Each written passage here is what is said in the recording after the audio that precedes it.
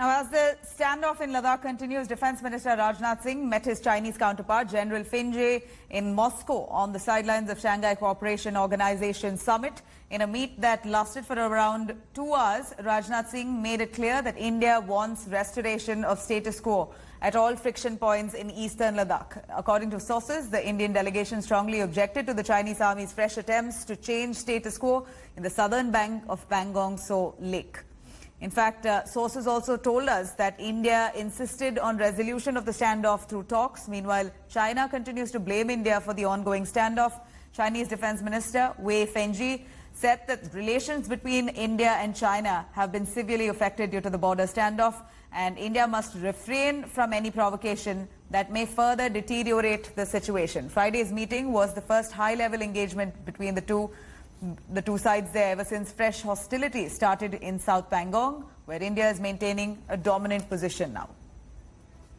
Geeta Mohan there joining us for more details on that. Geeta, Defence Minister Rajnath Singh meeting with the Chinese counterpart, where they're pushing the blame on India, saying you back off, or responsibility on India to maintain status quo, almost shrugging off responsibility. Well, it just seems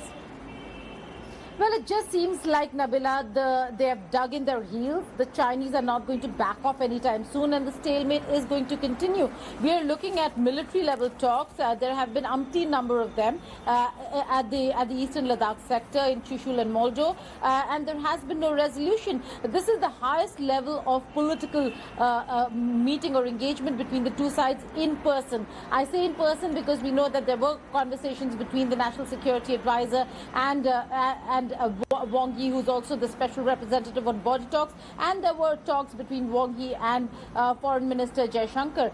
But this is the first in-person meeting. If you see the visuals or the photographs, a very animated Rajnath Singh over there putting forth India's view. So while the Chinese side has come out and said that the blame has to be pinned on India, India continues to maintain that China needs to go back.